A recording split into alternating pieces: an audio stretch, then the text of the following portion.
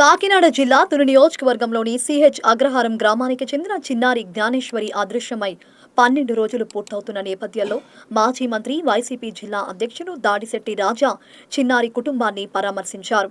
జ్ఞానేశ్వరి తల్లిదండ్రులను కలిసి వారి పరిస్థితిని అడిగి తెలుసుకున్న దాడిశెట్టి రాజా కుటుంబ సభ్యులకు ధైర్యం చెప్పారు. మరింత సమాచారానికి అదృశ్యమైన చిన్నారి సుంకర జ్ఞానేశ్వరి తల్లి భవానీతో మా కాకినాడ జిల్లా special correspondent Nanaji face to face.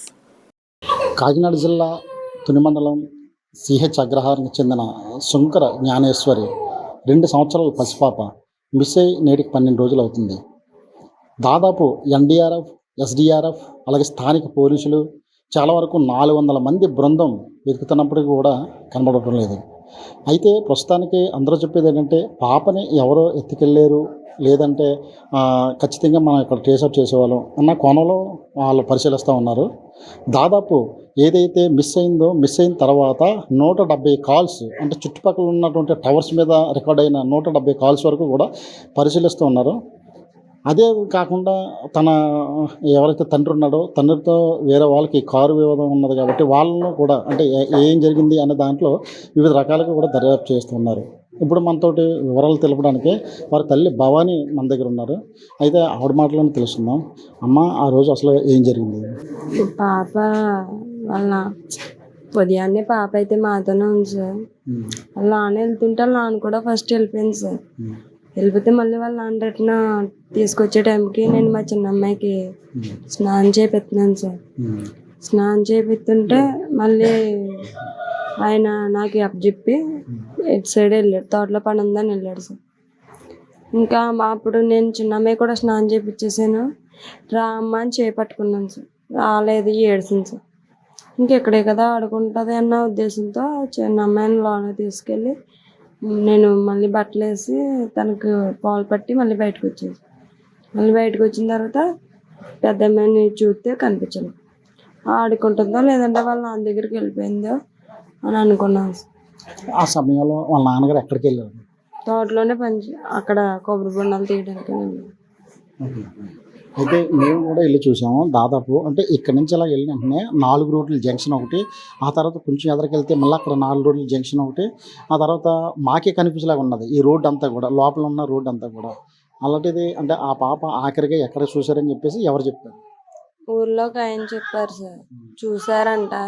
చూసి పాప దగ్గరికి వెళ్తే కుక్క బెదిరించిందంట. కుక్క బెదిరించడంతో ఊళ్ళోకి వెళ్ళి వేరే ఒక అన్నితో చెప్పారు.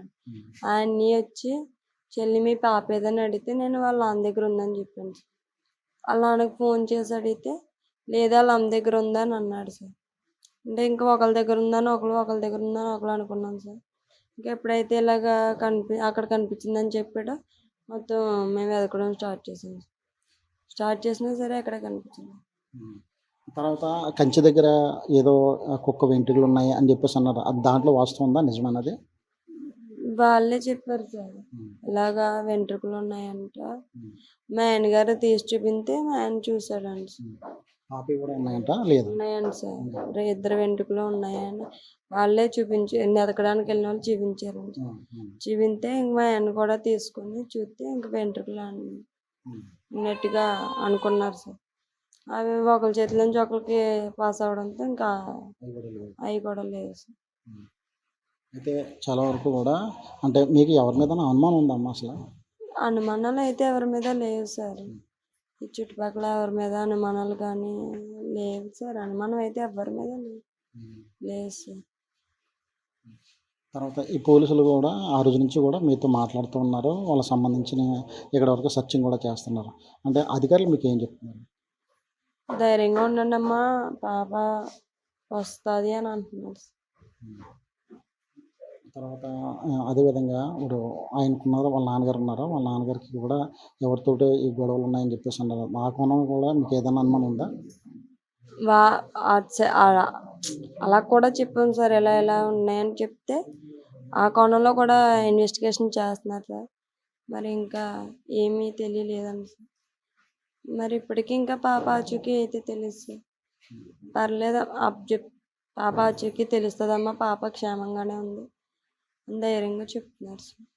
తర్వాత మీరు నార్మల్‌గా ఉన్న పరిస్థితుల్లో అంటే పాపను తీసుకొని గాని, లేదంటే ఫ్యామిలీ ద్వారా గాని, అంటే ఇప్పుడు ఎక్కడికైతే ఎళ్ళిందో అంటే జీడిమడి తోట ఆ ప్రదేశంలో మీరు నార్మల్‌గా ఎప్పుడైనా ఎళ్లారా అంత మామూలుగా? దూరం ఎప్పుడు వెళ్ళలేదు సార్. మీరెళ్ళలేదు. నేను ఒకదాన్ని వెళ్ళలేదు, పాపని కూడా ఎప్పుడు తీసుకెళ్ళలేదు సార్.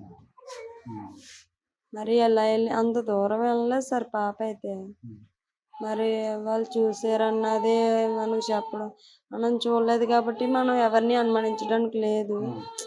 మరి అక్కడికి ఎలా వెళ్ళింది ఏంటనేది ఇంకా దేవుడికే తెలియాలి. హ్మ్. సరే అమ్మ. ఏదైతే ఇప్పుడు తల్లిదండ్రులు ఉన్నారో, తల్లిదండ్రులు కూడా చాలా వరకు అంటే ఒక ధైర్యంగా ఉండి, ఏదైతే పాప ఉన్నదో, పాప కూడా క్షేమంగా ఇంటికి రావాలని చెప్పేసి మనం కూడా కోరుకున్నాం. ఈ విషయంలో ఒక విషయం అయితే మాత్రం మీడియాకి చెప్పాలి. ఎందుకంటే చాలా వరకు విధంగా పెట్టేవాళ్ళం కాదు. ఏదైతే పోలీస్ ఇన్వెస్టిగేషన్‌లో గాని, తల్లిదండ్రులు ఆవేదన చెందే విధంగా గాని, టోటల్ డైవర్షన్ చేసే విధంగా కొన్ని కొన్ని మీడియా ఛానల్స్ అదే రకంగా సోషల్ మీడియాలో కూడా విపరీతమైన థంబ్‌నెయిల్స్ పెట్టి ఆందోళనకు గురి చేస్తున్నారు. అయితే అలాంటి థంబ్‌నెయిల్స్ అది పెట్టకుండా ఏదైతే ఇక్కడ కేసు చాలా సున్నితమైన కేసు, చిన్న పాప కేసు. ఇలాంటి పాప కేసుల్లో కూడా లైక్‌లు అనుకుంటే, షేర్‌లు అనుకుంటే విచ్చలవిడిగా పెట్టడం పట్ల కూడా అధికారులు కూడా చర్యలు తీసుకుంటే మంచిది. ఎందుకంటే ఈ పాపను తీసుకెళ్ళిన తర్వాత వాళ్ళు ఎప్పుడొస్తది పాప అని చెప్పేసి విధానంగా చూస్తూ ఉంటారు. కానీ దాంట్లో చూస్తే గనక చాలా దారుణమైనటువంటివి కూడా థంబ్‌నెయిల్స్ పెడుతూ ఉన్నారు. అలాంటివి పెట్టకుండా ఇక ఏదైతే మీడియా ఉన్నదో మీడియా పాత్ర కరెక్ట్‌గా పోషించి ఏదైతే పాపని ఇంటి వరకు తీసుకొచ్చే వరకు కూడా పోలీసుల వారికి కూడా సహకరించి ఈ దర్యాప్తులో మీడియా కూడా ఒక భాగంగా వ్యవహరిస్తే బావుంటదని చెప్పేసి కోరుకుందాం. అదే రకంగా క్షేమంగా పాప కూడా ఇంటికి రావాలని చెప్పేసి ఆశిద్దాం. కెమెరామెన్ ఉదయ్ భాస్కర్‌తో నానాజీ, తుని.